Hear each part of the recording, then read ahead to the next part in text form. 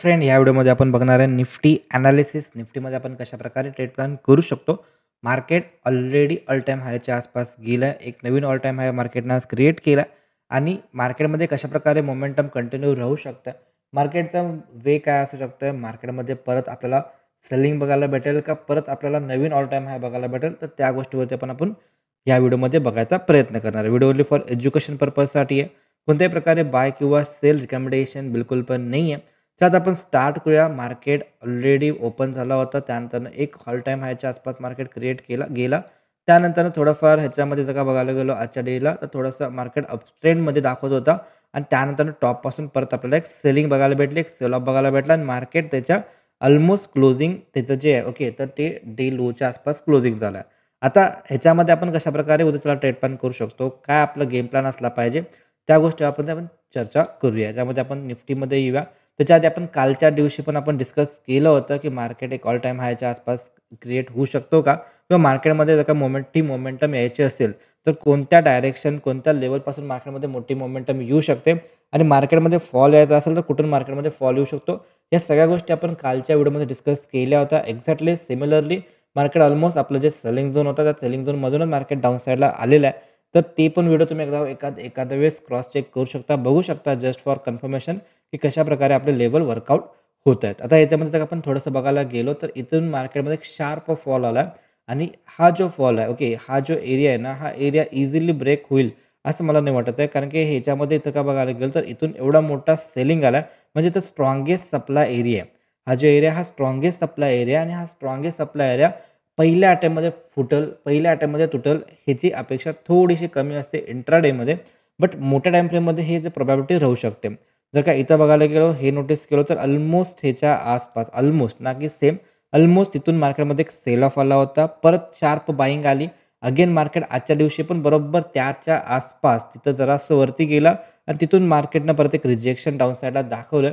Obviously आजचा जो day आहे, तो डे ऑलमोस्ट आपला डोजीमध्ये क्लोजिंग झाला आणि डोजीचा हे मीनिंग असू शकतो, की हा काय रिव्हर्स झाला का? किंवा ह्याच्यामध्ये रिव्हर्सल जर का यायचं असेल, तर उद्याचं मार्केटचं क्लोजिंग कुठे आहे हे इम्पॉर्टंट राहू शकतं.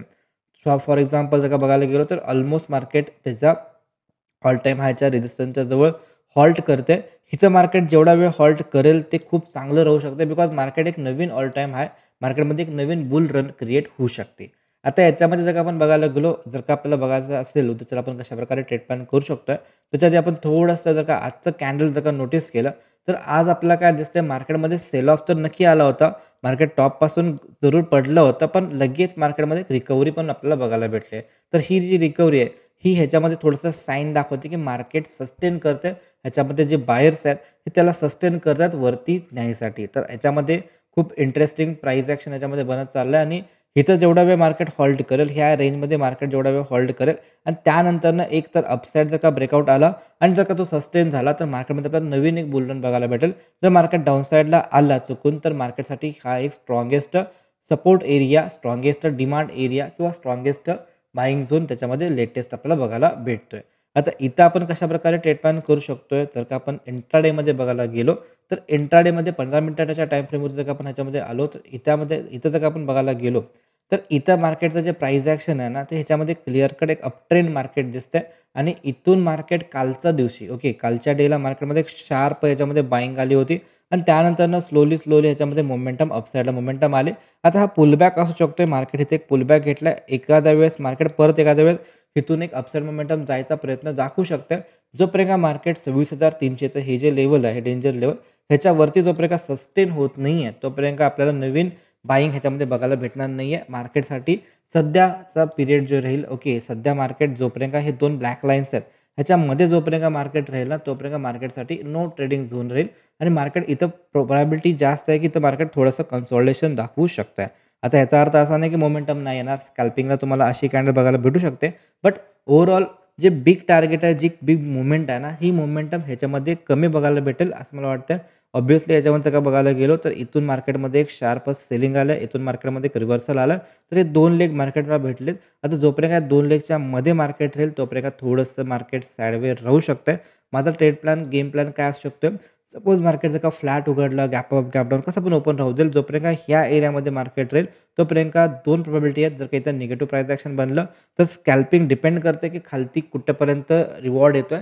त्या बेसिसवरती त्याच्यामध्ये प्लॅन होईल. सपोज जर का मार्केट इथं राहिलं, इथं कन्सॉलिडेशन दाखवलं, खूप वेळ कन्सॉलिडेशन दाखवलं, वरती जर का सस्टेन राहिलं, तर ऑब्व्हियसली याच्यामध्ये एक नवीन हाय क्रिएट होऊ शकतो. तर त्याचा व्ह्यू माझा राहील, की याच्यामध्ये अपसाइड मोमेंटम प्लॅन करू शकतोय, जर ब्लॅक लाईनच्या वरती सस्टेन राहिला तर. सेकंड थिंग ही आहे, की जर का मार्केट डाऊनला आला आणि हे जे लेव्हल आहे 26,140 पासून 26,110 जोपर्यंत ह्याच्यामध्ये मार्केट आहे, इथं जर का पॉझिटिव्ह प्राईस ॲक्शन बघायला भेटला, तर इथं मी आता माझ्यासाठी एक रिव्हर्सल प्लॅन राहू शकतोय. सेकंड थिंग हा एरिया जर का ह्या एरियामध्ये मार्केट जर का आला, पॉझिटिव्ह प्राईस ॲक्शन जर का इथे दाखवलं, तर इथं माझ्यासाठी एक रिव्हर्सल एरिया चांगल्या प्रकारे बनू शकतोय. तर हे 3 एरिया जिथं माझा प्लॅन आहे. बाकी सपोज जर का मार्केट इथून खाली यायला लागला, तर वेट अँड वॉच करेन. डिपेंड करते इंट्राडेमध्ये लाईव्ह मार्केटमध्ये कशाप्रकारे झोन तयार होते, तर त्याच्यावरती फोकस राहील. बट सध्या तरी इथं माझा व्ह्यू नाही आहे.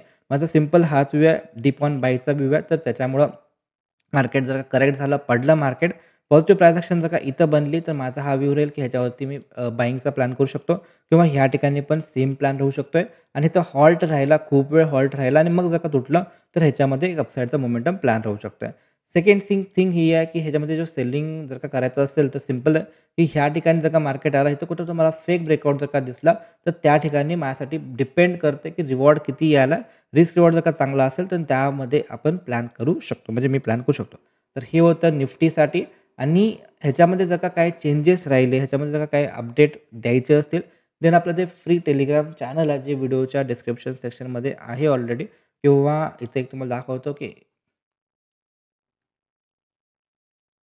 हे वालं चॅनलला तुम्ही जरूर जॉइन करा. ह्याच्यावरती जरूर अपडेट देईन. जर का सपोज काही चेंजेस राहिले, काही नवीन गोष्टी, नवीन अपडेट असतील, तर ते मी ह्याच्यामध्ये टाकू शकतो. ओके. तर त्यासाठी तुम्ही इथून पण डायरेक्टली जॉइन करू शकता. ओके. ह्यातून स्कॅन करू शकता. हे डायरेक्टली जॉइन होतं आहे. तर किंवा डिस्क्रिप्शन सेक्शनमध्ये लिंक आहे. तिथून पण तुम्ही जॉइन करू शकता. व्हिडिओ जर का आवडला असेल, तर डेफिनेटली लाईक आणि शेअर करायला विसरू नका. भेटू आपण नेक्स्ट व्हिडिओमध्ये. तोपर्यंत जय हिंद, जय महाराष्ट्र.